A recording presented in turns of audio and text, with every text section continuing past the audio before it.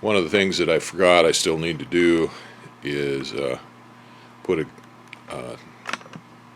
doubler tape or tape right there where that strake goes. So I've got it marked out.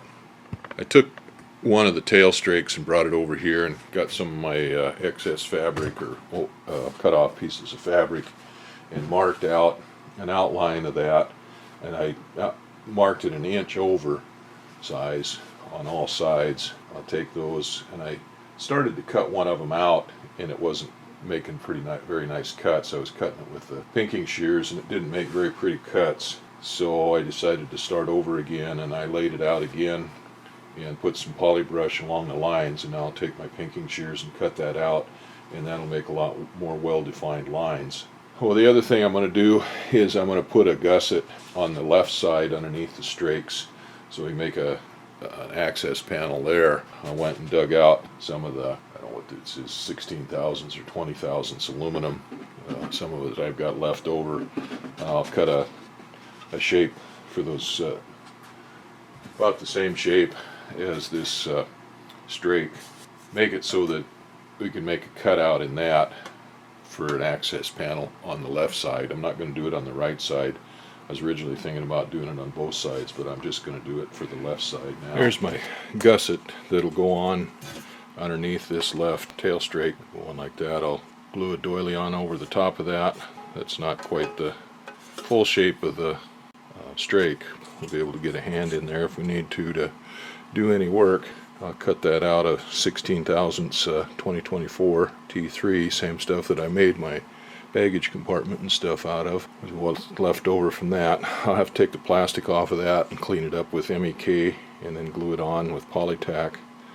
Now these holes are oversized. This is where the mounting screw holes go for the tail strake. I made those plenty oversized so they're not going to interfere with that. And then I don't know what size punch I used, but I used my new XXX Roper Whitney punch to punch those holes out. And then I used the same die and punch to punch out the corners of this before I made several punches along here to get it opened up enough to get the aviation shears in there to cut this out. I'm not going to cut it out and make a inspection cover to go over this yet. That's just for future use if we need it sometime in the future for getting in there to work on that section of the airplane back there around the trim system and stuff. I heat formed that finishing tape up there on the rear spar and glued it down with poly brush. I got this doubler gusset, whatever the hell you want to call it, here over where the rear strake goes on the right side. I got it glued up there. It kind of looks like hell right now because it's got some wrinkles in it from the wrinkles in the fabric. They're kind of hard to get out of there when you just glue it up, but they'll smooth out with the iron once the poly brush get cured on that. I went ahead and glued on this gusset for the inspection cover that goes underneath this strake on the left hand side. I've got it glued on with Polytack. I gotta let it set up now before I put the doubler over it, but this is where, measuring out from that drawing that I have there, this is where the other inspection cover would have gone. Here's the mounting holes for the strake here on the lower ones, and then the upper ones here, and it wouldn't have fit in there behind that very well. That strake came down, I don't know, I trimmed quite a bit of this off, so I think it came down straight here and then forward like this, so that covered a big portion of that. Yeah, in fact it comes back partially over this one here, and I moved this one back so that it wouldn't be underneath that strake. I had to move it back a couple inches, inch and a half, something like that. This can be cut out sometime in the future if we ever need to get access in there. Well, that's on there, and I'll let the Polytack flash off on that before I put the doubler over it. And then once that's done, then I can put this tape on, this longeron here.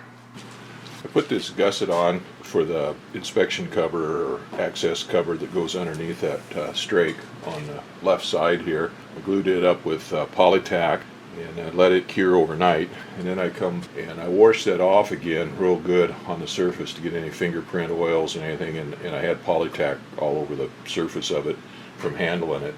I washed it off real good with MEK and got it down to bright metal again, and then I filled this inside area up here. I brushed poly brush on that. I brought this doily that I cut yesterday over, fitted it up in here where it fit tight in to this area inside this gusset. Then I pushed it all in with my fingers to make sure I got the poly brush all the way through the fabric, and because it's got some wrinkles in it, it didn't all fit down real tight, but that'll iron in pretty good. Now these little gussets, these little these rings here that we put on for these covers here, they go on pretty good. The suggested method of putting them on is to use polytack to glue them onto the fabric, and then just use poly brush to put a doily on over the top of them. And that worked pretty good on these. But these gussets here that go around these inspection covers, they're, I don't know what they're die cut or whatever, but they're out of some pretty thick plastic, and that doesn't work as well on them. I cleaned these up with MEK before I put them on, and that kind of softened the plastic up a little bit. I put polytack on them and then heated them up with a heat gun to kind of form them to the shape here. The places where that, they go around the curves or something like that. Heated them up so they'd fit tight against the fabric, and glued them on there, and that worked okay. Then spread poly brush all over everything, and on these gussets, and in the field here, and then around the outside of the doily, and put the doily on and fit it in here. And this is such a sharp relief in here, and these gussets are so thick that fabric doesn't want to fit tight in there against it.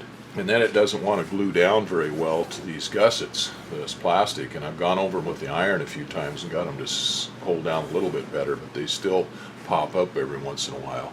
And then of course on the outside it's the same thing. They kind of blister away from this because these things are so deep and it's such a sharp relief on there. They don't want to make a nice tight fit in there. Well, I've got them fitting in there pretty good, but what I should have done on those, or what should be done on those, is like I did with this. Go ahead and glue poly brush in the doily on the inside, let it set up, and then polytack this outside, clean it up with MEK again to soften that plastic up, glue it on with polytack onto this, the fabric onto the gusset itself, and then you could poly brush on the outside of it, and then maybe it'll stick better.